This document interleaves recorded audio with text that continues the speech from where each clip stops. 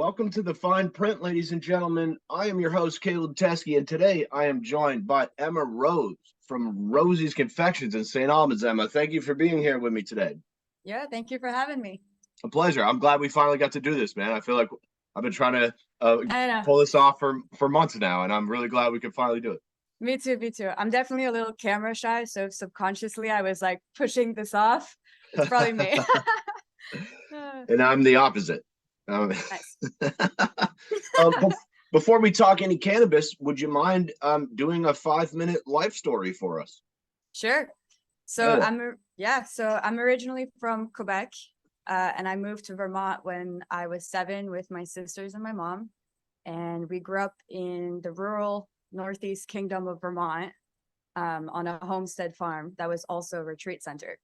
So it was quite a cool upbringing. Homeschooled until I was 17. Then I got into university in Quebec. So I moved back to Quebec for a couple of years. I lived with my grandmother for a while and worked at a French bakery through college. And then I see. Yeah. I was in school for music. And I don't know, I loved music since I was young. And my dream was always to be a music composer. And then I went to school for it. And after a couple of years, I realized that it was something that was a little too personal to me to ever be something I would do as a job. So I decided to drop out. And what do you play, Emma? Do you play an instrument? Piano. Yeah, piano is my instrument, and I sing a little bit too, but definitely piano is my go-to. Cool. Yeah. So I dropped out after just a couple of years, and I realized that what I truly enjoyed doing for work was baking and making beautiful things, cakes, pastries, all of that. So I moved back to Vermont with my mom and my dad, and my dad had just recovered from an episode with cancer. He had neck cancer, and he used cannabis to successfully go into full remission. Wow. And that was really amazing. And so he came home one day with a couple CBD plants and a couple cannabis plants, and he was like, "We're gonna grow and we're gonna start a business." And I was like, "Okay, sounds good." So we just kind of ventured into the cannabis industry together, and started building this big business plan, essentially. And it was mostly him. Like, he was mentoring me. He was a brilliant man. His name was Paul. And we started building out this huge business plan. We found a huge facility in Essex Junction, and we called that business Beyond Belief. It was going to be a vertically integrated, doing everything from growing to testing to extraction to infusing sweets, which was going to be basically my part of it. That and marketing was going to be what I was doing there. And we were able to secure funding for it through some investors. But then that kind of didn't work out super well. They ended up being vulture capital investors. I don't know if you know what that means. Yes, I do. Yeah. Yeah, they essentially I call them vampires. Vampires. Yeah, that's good too. But yeah, so that's exactly what happened to us. You know, they gave us the first half of the money that allowed us to put down deposits on everything. But then they didn't give the other half until they eventually made a cease to get the whole business.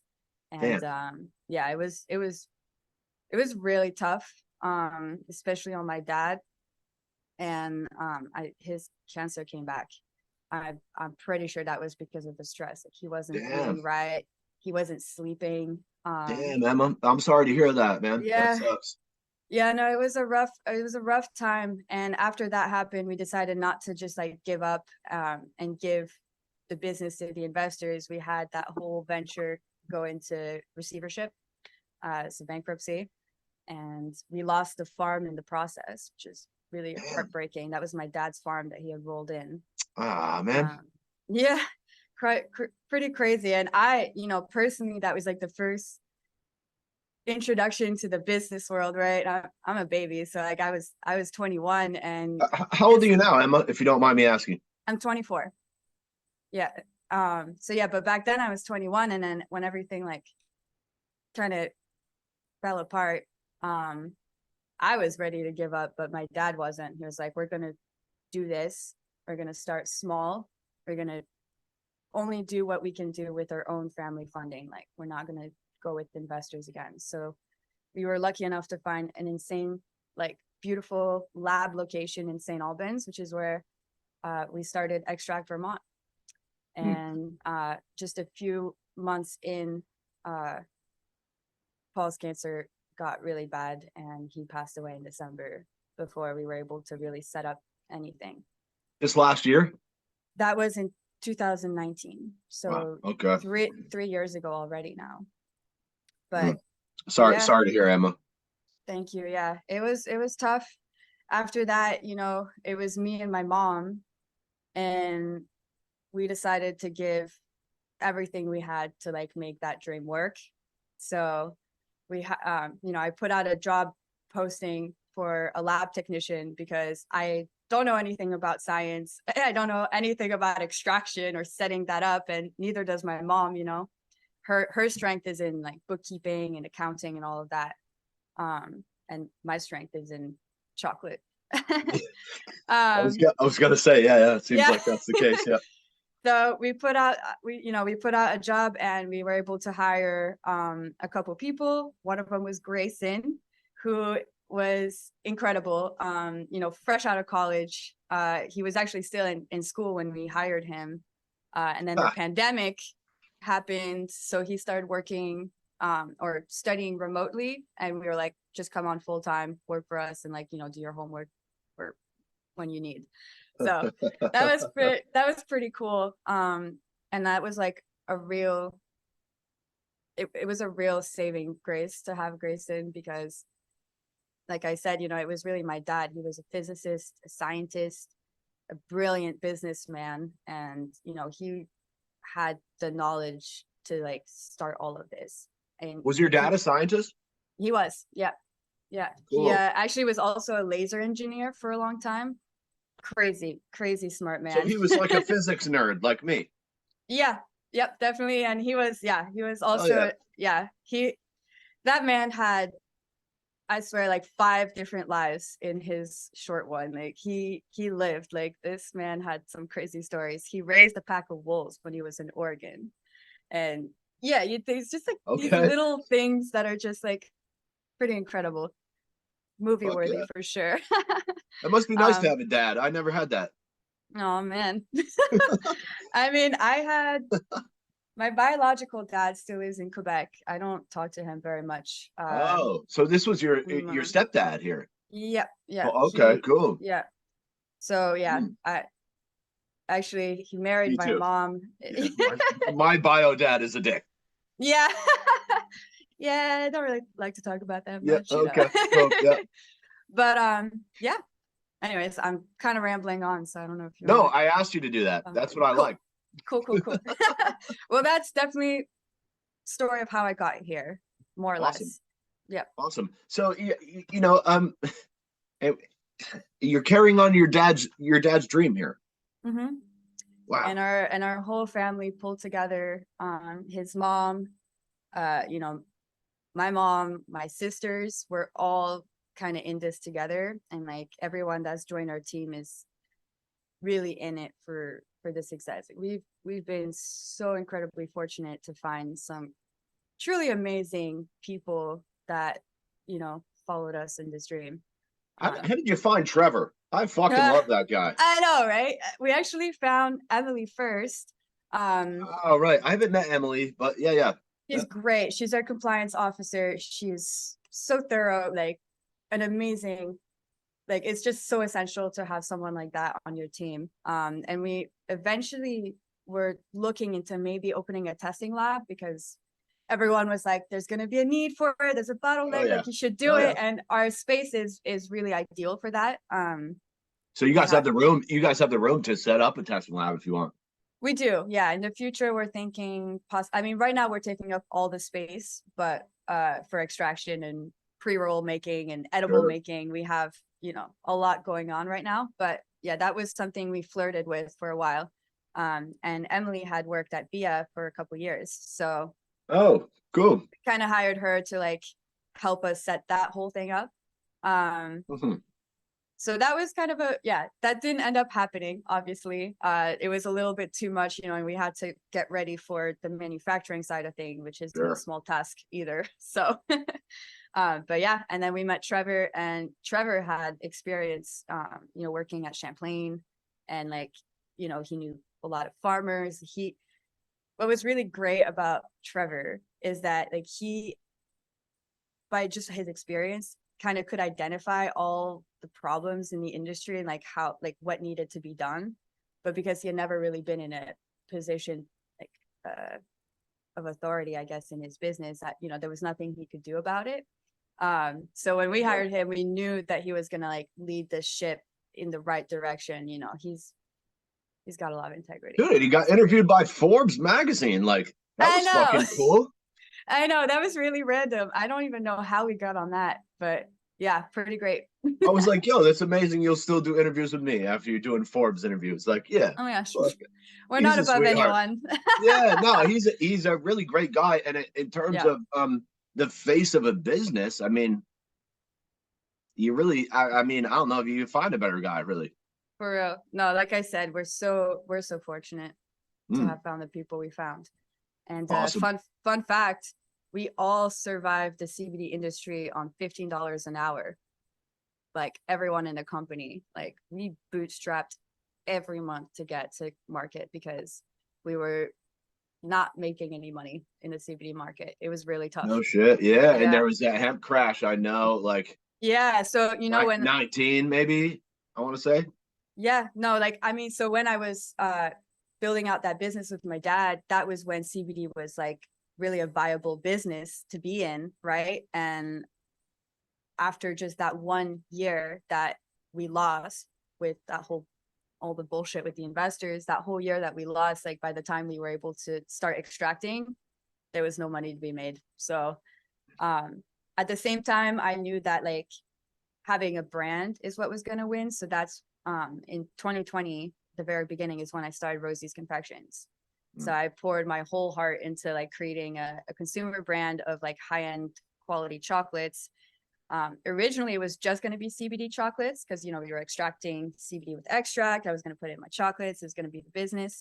But then I fell in love with chocolate on a level that I never kind of foresaw myself doing. So I started making traditional chocolates as well, and just like falling in love with the art, making bonbons, truffles, like lots of I gotta say, Emma, your truffles are some of the best looking edibles I've ever seen in my life. Thank you so much. Have you had got to try them yet? I think maybe at Zen Barn you gave me one. Okay, right But on. yeah, yeah, but I'd love to try more. It really looks. I just love following your Instagram, man. The pictures are just beautiful, and Thank you so much. yeah, like the edible market, especially, I feel like everyone's trying to do gummies, really, and that's cool. I like gummies, but also like there's really, I think, something to be said for that higher end of like really like a gourmet fucking truffle, man. Like that Yeah. shit is beautiful, and when you put it on a shelf, I think it's gonna be a hit. Yeah. I mean, yeah, definitely. I'm really excited. We're actually launching our chocolates as a solid line in a month. So we're getting our packaging in like 2 weeks. I'm really excited. Because that was the trickiest thing. I wanted to come out with bonbons and truffles like right away in the market, but Yeah. because of the whole packaging restrictions and the fact that there just isn't a child-proof box on the market that's like tall enough for my chocolates. So you see, like, these are some of my chocolates here, but it has to be tall enough. And all the like child-proof tins are like half that size. And that was one thing I was for sure going to ask you about, was how you package a product like that, Yeah, especially in I Vermont, had to where get it custom. yeah, I was going to say in Vermont, and I know like nothing against the CCB, but those packaging restrictions do seem pretty tough for edibles specifically. Especially if you have an edible that's not like an edible that's seen anywhere. But to be honest, there isn't even a plastic solution for my bonbons. So, No you know, shit. Huh. um, It was a little difficult because at first I found a solution. I found like a pre-roll box that was very thick. And so I was able to pop out the insert and put in my own insert. But there was still that plastic button on the side to like go in and out. And at Oh, the sure. time that I was looking at that, I asked the CCBs, like, can I do that? And they were like, we're not sure how we feel about the little buttons. And I was like, come on, it's like 0.33%. There's nothing else on the market for these bonbons. And they were like, no, no, no. And then like 2 months later, they approved the little button for edibles. And so I was like, cool. So I go to like buy some and they were completely sold out, that like style box. Man. Yeah. So I was like, great. It was all right because, I'd already started the whole custom box project, but that takes 3 months to get anything. So Wow. Really? we're about to be there. Yep. For your custom, what little box, packaging boxes? 3 months? Yeah, I actually have one here. That's a sample of the box. So it's all paper, right? It has the childproof thing. Okay. Put in Yeah. some inserts in there. And Yeah. yeah, I'm getting a black one like this. And yeah, that's coming in a couple weeks, and I had to airship some to get them fast enough. And now, do you have to put your own labels on there, or is there a Yeah. service where they could label it for you? Or I'm curious. We apply our own labels on everything currently, until I can create custom design packaging. I think it's the best way to go. And like having the freedom to put your own labels on the packaging is great because you can do small batches and test the market with different flavors, see what's a hit. And then like when I come out with the classics, then, I can do custom packaging, do large orders of that. That's a great point there, Emma. Yeah. Yeah. Who did your logos in your labeling? I do all my own labels. So I design everything. Although my logo, I hired someone to do that for me. I really wanted really to slick. Thank what you. I've seen coming out on the shelves. Yeah, it looks really professional and clean. And there's nothing on there that I don't think would upset the state, which seems like like any types of fruit or any type, like my dude just had to take fruit off his logo because they don't have pictures of fruit, which I found odd. It is odd because I have those on my packaging, actually, on my gummies. And I asked the CCB early on if that was okay. And they were like, yes. They told me to take off the teapot on my like Earl Grey caramels because the teapot could be looked at as like a tea party, being appealing to little girls. But they said nothing about the fruits. So I did get a comment from on one of my posts saying that, like, he had to take his fruits off, what made mine different. Tag the CCB. I haven't heard anything. So I have no idea. I have no idea. Yeah, so it seems a little arbitrary to me, because adults also like tea. I know. Like kids do have tea parties, but like I've heard these same arguments about using bright colors or certain types of fonts or and it's like, I like bright colors, like I understand that kids also like that, but I like, you see my logo there. I like purple and yeah. It's weird. It seems like kind of hard to figure out maybe where to draw the line there. Yeah, I've struggled with that a little bit, but right now I'm just doing what I'm doing, and then I'm gonna see if I ever get any like warning from the CCB, take your fruits off, I'm happy to do that. Sure. So everything's been good so far. Everything's been good so far. Yeah. Cool. Yeah. Can I ask you? Can I ask you about the application process? I don't know who did that, but that's something I've been asking everyone about, and I'm just curious how that went for you guys. Applying for a license, you mean? Yeah. Like how did you feel the application was? Was it shitty? Was it great? Or somewhere in between? Frustrating? I don't. It was definitely frustrating. Luckily, Emily, our compliance officer, is incredible, and she was able to fill out everything. Like the day that the applications were open, she filled out everything and sent it. But then the CCB was like, oh well, we're missing like these documents that just you weren't able to upload at the time. Like they kind of updated a lot of like the requirements as we went on, so it's just kind of like always having to send something back, and if it was incomplete they wouldn't let us know. So like it was rough, to say the least. But but like our whole team is smart, so we were able And I was to gonna say, figure it out. I think you guys had the first tier Tier 3 3, manufacturing in the we state, right? did. Yeah. So whoever did your paperwork, seems like they did a good job. Hell yeah. Definitely.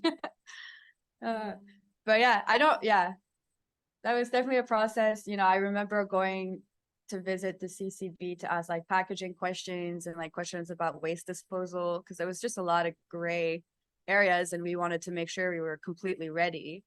And we had Kyle and Carrie do a tour of our facility pretty early on, and we had no idea that that was going to be their like inspection. Uh, so when we asked, you know, is there anything missing? Like, why aren't we getting our license? They're like, oh, actually, they already did the walkthrough and everything, so you guys are good to go. And we're like, okay. But you know, that was after like 3 weeks of nothing happening, and then like we had to check in. It was awkward. Yeah. It seems like a difficult time to get a business started in the cannabis industry. It seems Yeah. like the ground is quicksand, and you're trying to sort of build on top of that, or at least now the rules seem a little more hammered out and clearly defined. But over the last year or so that I've watched, a lot of things have been changing, and I can imagine trying to start a business in that kind of environment would be very tricky. Yeah. I mean, we were prepared, and you know, like I said, Emily was carefully read the rules, so you know, we made sure that we were compliant. So in the end, you know, we knew our ducks were in a row, and it really felt like we were more prepared than the regulatory body, which is interesting. Cool. Hey, yeah, But yeah. it felt like that with a lot of the cannabis professionals that I know. Mm, That seemed like they had more information than the folks making the rules, and right. nothing against that. Like, it's not the control board's fault that they didn't hire themselves. You know what I'm saying? Like, Yeah, no, for sure. but it has kind of been wild watching, um, you know, old school legacy growers sort of educate the state Yeah.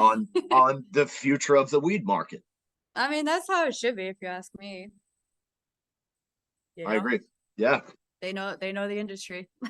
Yeah, I wish one of them was like on the board or something. Right. Yeah. I thought it would have been helpful to have someone like that in a position of authority that could, you know, that has those connections with the old school guys. Hmm. And nothing against the board. I thought they've done a pretty fucking decent job with the legislation they were handed, which I thought was dog shit. But Yeah. I don't know too much about it, and I don't know like the people on the board or anything, but no, not you, really. so you haven't followed any of the meetings like that. I have, yeah. So I know like the main people, Oh, but okay, like, cool. Yeah. yeah, All but right. like, yeah, I follow as much as I can. I'm really busy most of the It time. sounds, yeah, I was gonna say it sounds like I was watching one of your videos the other day, and it Hmm. sounds like you're just in there cranking out chocolates. Yeah. So funny story. I had to move. So originally we were all in the same building, right? So I started Rosie's. This was in the CBD market, early 2020. We're doing extraction, and I had my whole kitchen in that same space.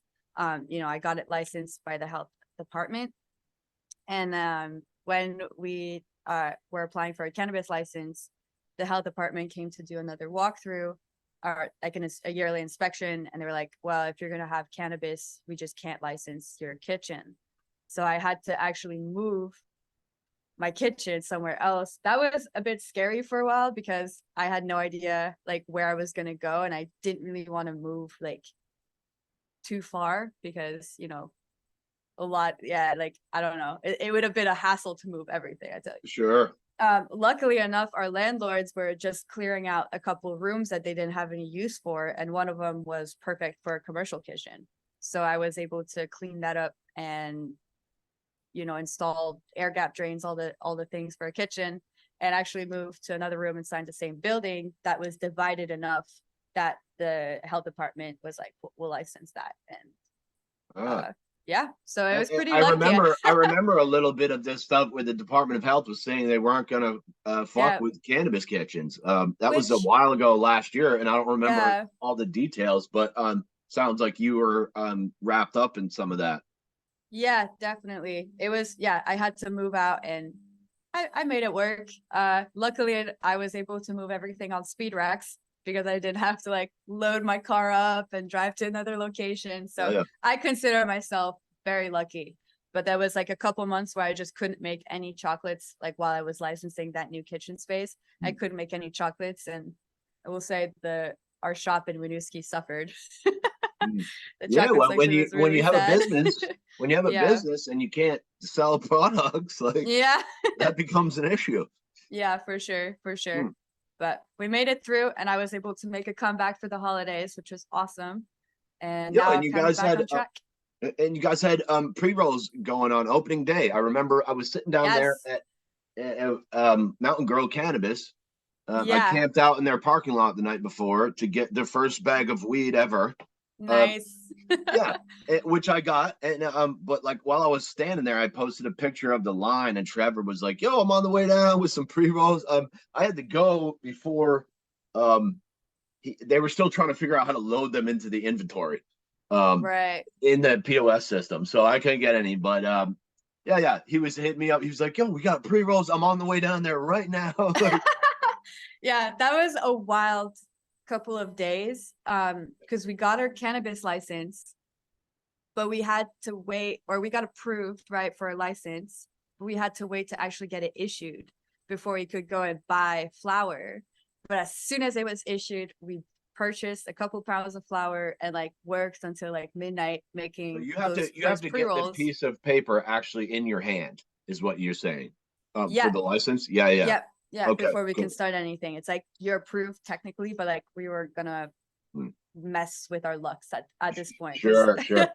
And who are those guys that you got the flower from? Brookfield, is that right? Brookfield, yeah, Brookfield Yeah. buds. Can you Yeah. tell us about Brookfield a little bit? Uh, great flower.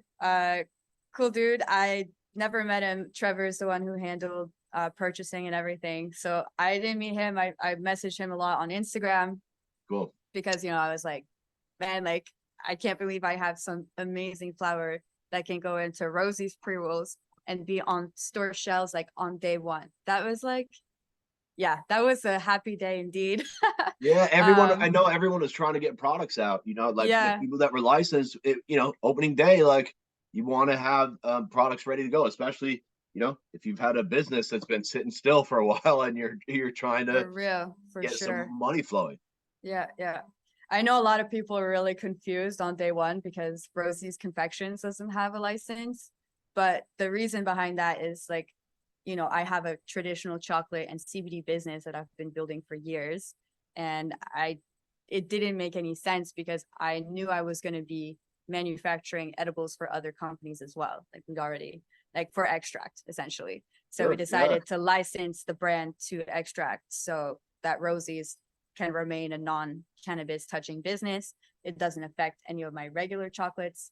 And it's just a win-win altogether because then, extract has like a steady workflow and ability to like manufacture and sell products. Yeah, Um, that shit was wild because people hit me up and were like asking me about it. And I'm like, I don't fucking know, man. Like, why don't you call them? Like, I don't yeah. know why I'm the guy that you have to call when there's an issue. Like, if you have a question for someone, you could call them and ask them I first. know. I was surprised no one asked me because I only heard from Nobody other asked you about people. that, huh? I know, no one. I only heard it I through the asked about it. grapevine. I I know. called Trevor immediately and I was like, "Hey, man, I'm getting these questions," and like, Yeah. and he explained it really nicely. And Yeah. after that, it was fine. It was like, like these questions are easy to answer if you just call the people that you need to talk to. Yes, I know. Yeah, I Okay, don't know. cool. I don't know if I'm scary or anything, but I don't mean to You be. don't seem scary. I'm not. I've met scary people. You don't strike me as one of them. No. Yeah, I don't think so. Trevor was scarier than you, and he's not scary either. Trevor's the sweetest. Oh Cool. my god. Can, can you tell us? Yeah, I'd like to talk a little bit about your production methods here, and maybe I don't know where you're sourcing your chocolate from, where you get your ingredients from. I'd really love to hear about all that. And yeah, man, I still remember meeting you at Zen Barn, and those fucking edibles you had was just like I felt bad for some other people. I was like, man, they're gonna put this on a shelf next to other people, and no one's gonna sell anything. Well, fortunately, we're not playing the price game. So, for me, what's really important is having a really high quality product. So my chocolate, I source some of the highest quality chocolate in the world, I think. Like personally, I've tried a lot of chocolates across the board. And for chocolate specifically, when I became passionate about it and like started really learning more about the industry and the whole slave trade that is behind chocolate in like West Africa, I knew that like as a business, I needed to like take some responsibility for that and source from companies that do it right. So my milk chocolate and white chocolate come from Velkling. It's a Swiss company. It's actually the very first chocolate company I was not introduced to, but I went to a weekend workshop down in Maryland that was sponsored by Velkling. They had one of their own incredible chefs teaching there. And the whole weekend, the first day was spent learning the origin of chocolate, how it's made, right? From like the fruit, you take the bean, you got to ferment it, then you dry it, then you roast it, then you like crack to get the cocoa nibs out. And then that's what gets ground into the cocoa liquor. Just it's a fascinating process, right? And there's so much work that goes behind there's it. fermentation? I didn't know fermentation was part of the process. Yeah. So could you walk us through that whole Sure. thing slowly? Because that was awesome and I don't know about it. Okay, absolutely. Yeah, so chocolate grows on the trunks of trees. It doesn't grow on the branches, it grows directly off the trunk. So it's already like a very cool plant. It takes about 3 years, I think, before they can produce fruit. Maybe longer. I may be wrong on that part.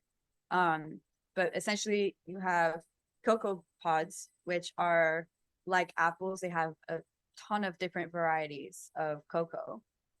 And you cut down these cocoa pods, you cut them open, and inside are a bunch of beans in like a white pulp called gamma. I think.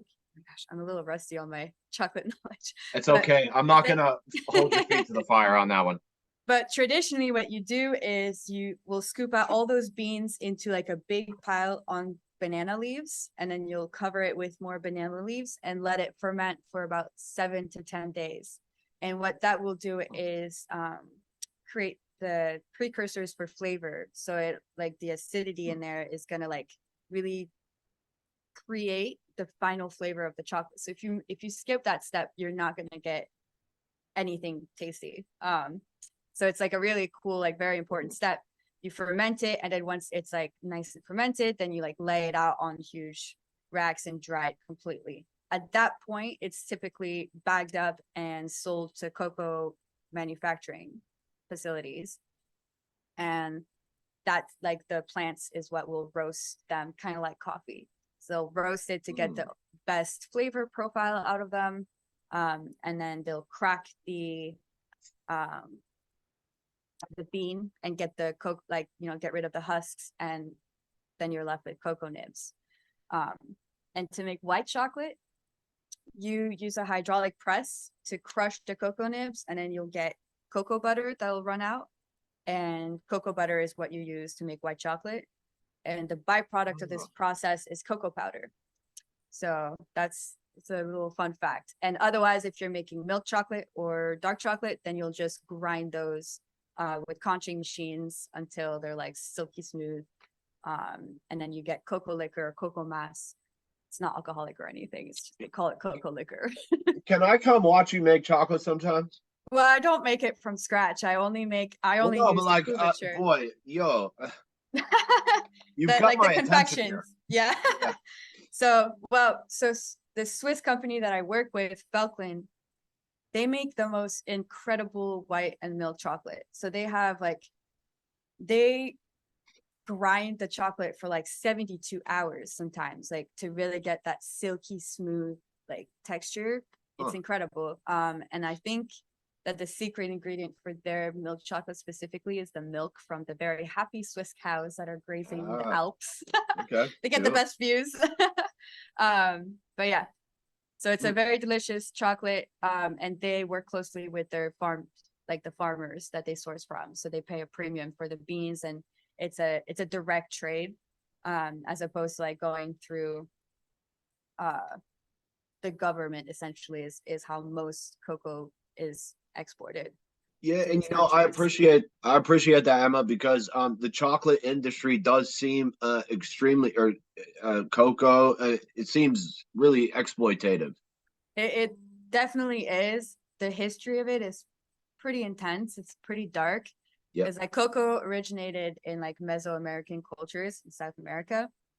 And when, the Europeans got there, they like understood that cocoa was very important to their culture, and it was. It was called Theobroma cacao, which stands for food of the gods. So cocoa beans were used as currency, and No cocoa shit. drinks were only drank by like the kings or the elites or whatever. Royalty.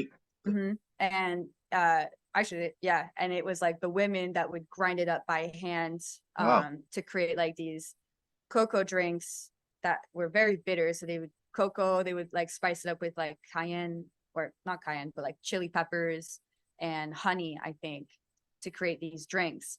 And warriors would drink this before going into battle because it was supposed to give them like superpowers. And, you know, that's like, the ancient history of cocoa. And then when Europeans found it, they were like, we see that this is important to them, so we're just gonna like take it back to Europe and see what we can do with it. And cocoa was really not a popular food for a long time because it hadn't been turned into chocolate yet. And that was a process that took like decades of like trying to like find something sweet to do with it.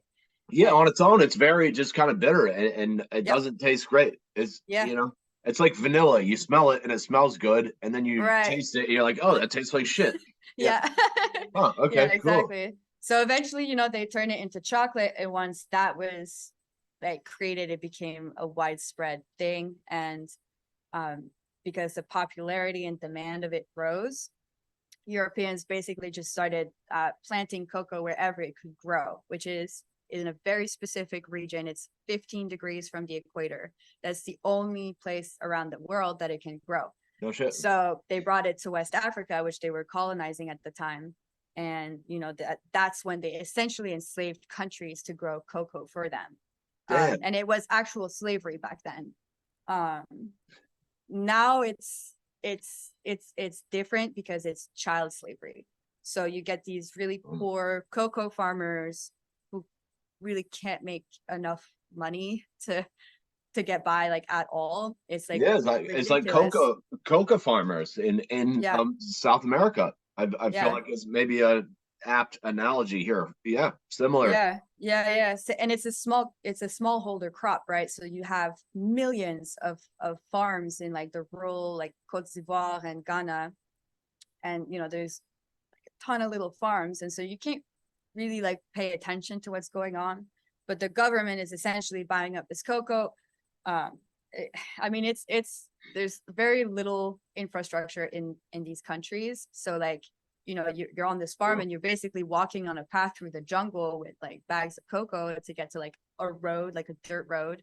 And once you like load up cocoa on like a big truck to go to like the cities, people will kill other people to like steal that cocoa. Like Yeah, it's just robberies. Yeah. yeah. And then beyond that, like there's a like there's just a lot of child kidnapping that goes on like in the neighboring countries. Damn. So like people will like go to these towns, and like really poor towns, and they'll like promise like these 8 to 12-year-old boys like that they'll get work, and girls, that they'll like find work, they'll be able to like provide for their family.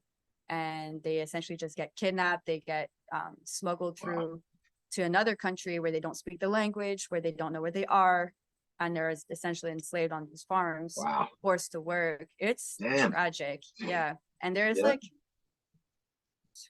2.5 million children were found working illegally on cocoa farms in like West Africa alone, in the last report Wow. that they made. Yeah, it's a Wow. lot, and it's a Where's growing that? Where's problem. that report, Emma? Is that something I could look at? Definitely. I'd like to see that. Yeah. So the And I know, like, dude, like I've read a lot about this in like the fruit industries, like yeah, Dole, you know, like bananas. I never realized those industries were like just so cutthroat. yeah, and it's still, Literally, like, yeah. hmm hmm, okay, So it's pretty tough learning all about that. I even like started a podcast to try to talk to people that wow, know more about that, experts. I got some really cool people on there.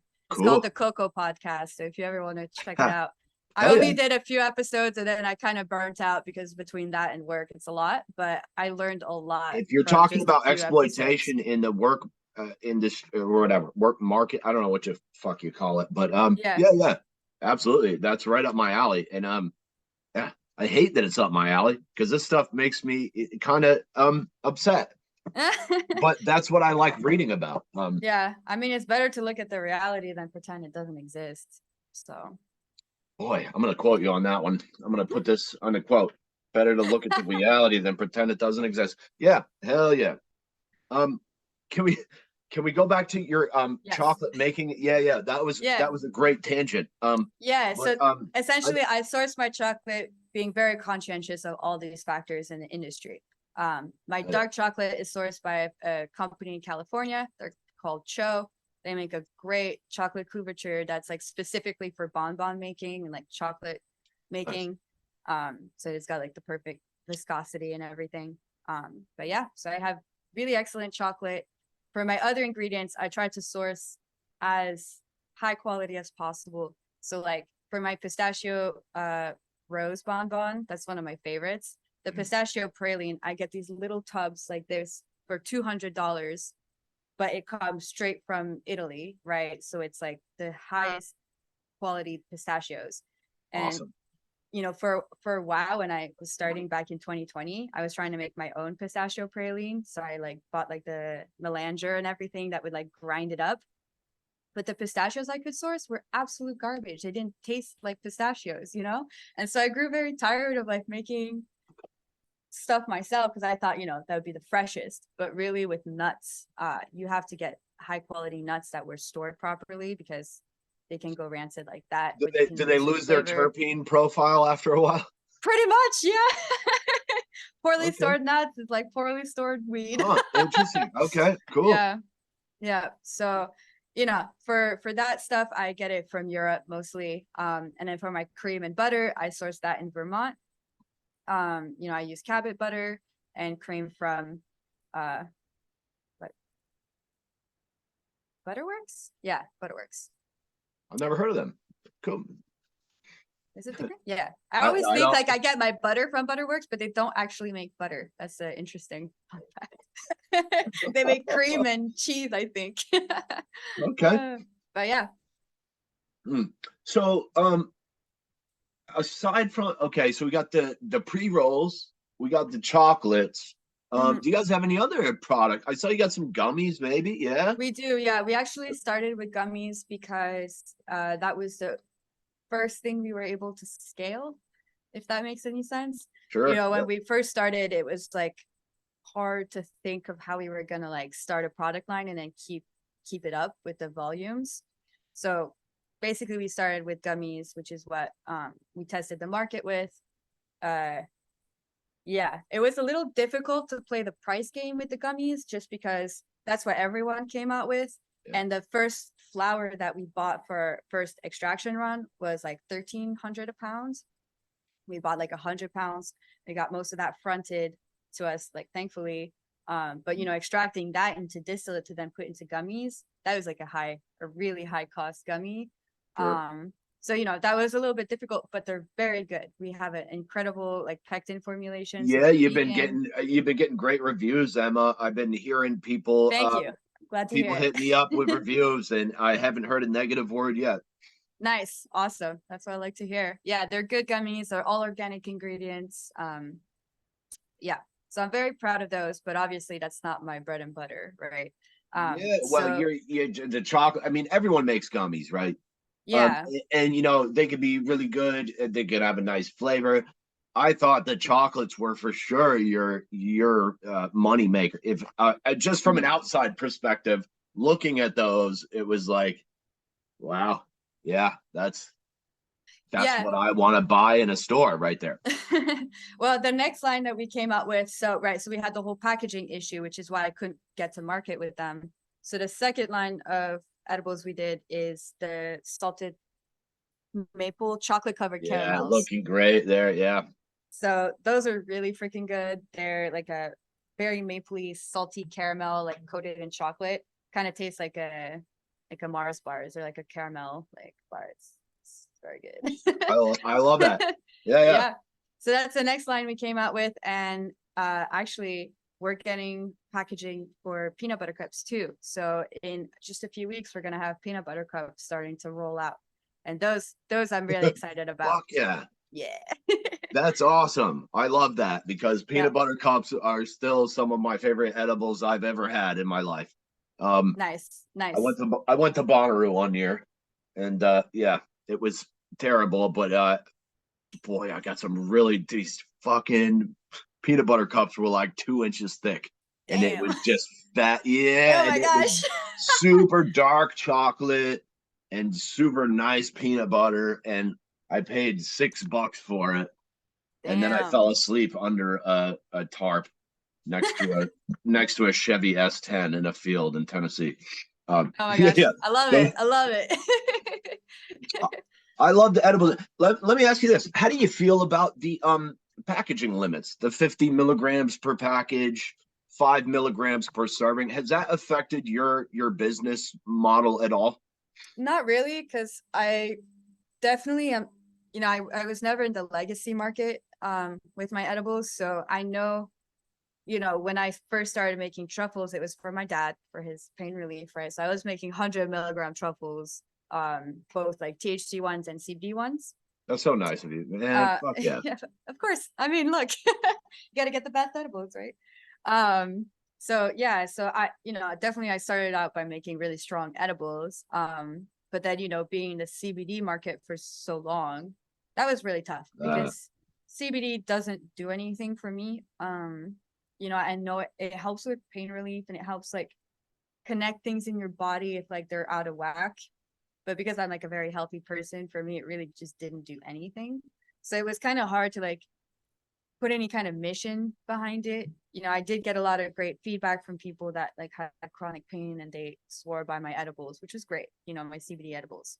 But cool. for me, getting into the real THC market was great because finally I'm able to start making stuff that people actually enjoy recreationally and can actually And, feel. I gotta say I've tried a lot of the CBD stuff too, and it doesn't really do shit for me either. I Yeah, feel like the best effects I get is, and not to say it's just the CBD, but when you isolate a certain, you're like, oh, this is just heavy CBD strain of weed, or like, I like that nice entourage effect where we're getting all the right. cannabinoids, and Yeah. to just sort of isolate one or the other. Even like distillate carts, I feel kind of the same about that. You're just getting that pure THC, and like when I get a hash rosin cart, a couple hits of that is really working. I could sit there and chief on a fucking distillate cart all day. Nice. But yeah, yeah, yeah. Yeah, But yeah, like, yeah. yeah, it's nice. It must be nice to be able to dip a toe into the THC market here, and be able Yeah. to actually provide a product that people are getting some relief from. Yeah, no, exactly. It actually makes a difference. So that's really nice. Mm. But yeah, for about the cap, I mean, I'm excited for the cap to be raised because I definitely think I can get a lot more creative and I can have bigger edibles. Like my bonbons are pretty big. So if your dose is like 25 milligrams, then you have to eat 5 of them. It's a lot of sugar, Yeah, yeah, you know. yeah. And it's not necessary. You should be able to get your medicine with eating less than, but at the same That's time, a great point. I've really been trying to cut back on my sugar intake. And every yeah, time I go to eat a gummy, it's like, okay, cool, but that's just more sugar that I don't right, really necessarily want. right. Yeah, yeah, Yeah. great point, Emma. Yeah. Especially if your dose is 50 milligrams, then you got to eat a whole jar of these, you know? Yeah, and So, I know people that their dose is 300, 400, right. 500 milligrams. And so which in is their sweet. case, they have no choice but to look outside the legal market. Right, right. And That's not good. yeah, and another great point. Yeah. I mean, I've had people hit me up, hey, where do I go to buy edibles? And I'm like, well, I mean, I got a black market guy that can give me 500 milligram packs for $20, dude. Right, You know, right. like, and when you go to a dispensary, and I want to support my friends who own the dispensaries. I know a lot of these guys, and I like them, but $30 out the door for 50 milligrams of edibles is just like I can't do it. Like, that Yeah. hurts my butt. And I would love to Yeah. see that come down. And I feel like also maybe it's creating a lot of extra packaging that we don't need. Like if I want to come into a Yeah. store and get 1,000 milligrams of edibles as an adult, like I feel like that should be an option. Yeah. And I I feel agree. like that would create 9 less packages. If I had to buy that one at a time, that's fucking 10, 50 milligram, or well, 20. Right. So yeah, it's a lot of extra packaging that I don't think needs to exist. Any thoughts on that? Ah, fully agree with that. I mean, Yeah. yeah. Especially since everything has to be individually packaged, like the servings have to be, yeah. It just doesn't make any sense. But Yeah, what is a serving anyway? Like who came up with the serving amount for THC? I mean, I see that on every food product, right? We have a serving size, but I mean it seems like for everyone it's going to be different. yeah, for sure. I mean, I think for a lot of people that aren't familiar with cannabis, so coming from like the other side of it, uh, Oh, it's helpful. And people that have never taken edibles should start low and kind of go slow, and see. you're breaking up a little, Emma. I'm going to pause it. Okay. Hey, Emma. Hey, you broke up there for a minute, but I want to keep this going. I got about maybe 10 more minutes here. But Okay. I'm not sure exactly where we left that. Yeah, we were talking about edible caps and Yes. Okay. yeah, Thank you. yeah. Maybe coming from like the other side, it's helpful to have serving sizes because otherwise, you might get too high and not have a good experience and Sure. never Which eat I've edibles done, again, even which though I've they done could a be good for lot. you. Yeah, I've done that lots of times. And I got to tell you, being too high on edibles is fucking uncomfortable. I just hate it. Yeah, for sure. I Same. and I love getting high. I love smoking and but them edibles like, and I've had to come around to this weird place of like, okay, like education. It's like, all right, don't do too many edibles, guys. Like you might get too fucked up. Like I can't drive sometimes when I do too many edibles. And Yeah. I'm just like, yo, we're gonna wait this out. I'm gonna sit on the couch. Definitely. Yeah. Hey, my dare officer would be proud of me. I'm making smart decisions Smart decisions. Yeah. sometimes. Yeah. Look, so I talked to Trevor about this for a minute. We were talking about doing a fine print branded pre-roll through the Oh, extra. hell yeah. Yeah. I Okay. mean, yes. Hell yeah. Why Cool. not? I got some guys that grow some really nice flower, and I thought that would be a really cool thing to do. And maybe we could line that up. Yeah, that could be really cool. It's very easy, All we need is you make your own labels Yeah. and yeah, we package them up and distribute them to all the dispensaries Right. that That should you want to that be should in. look that should look pretty good on a pre-roll box. Hell yeah. Hell yeah. Look, Emma, maybe I thought I had 10 minutes. I'm really out of shit here. So at the end, Okay. I always say thank you for your time. And this has been a fantastic conversation, by the way. Thank you so much. Good. I'm glad. If Thank we you. missed anything, or if you have any shameless plugs or shout outs you want to do, I always leave the last word for my guest. Thank you so much, Emma. Rosie's Confections in St. Albans, Vermont. Thank you. Thank you. I don't really have anything else to say, but go buy my stuff and try it. They're the best. Also, we're coming out with a Valentine's collection. It's 3 different bonbons in a 6-piece box. So it's gonna be fire. It's gonna hit the shelves a week before Valentine's. So if you're looking for a gift for your little stoner boo, might be a good one. Hell yeah. Thanks so much, Emma. Thank you, Caleb. It's been a pleasure. Peace. All right.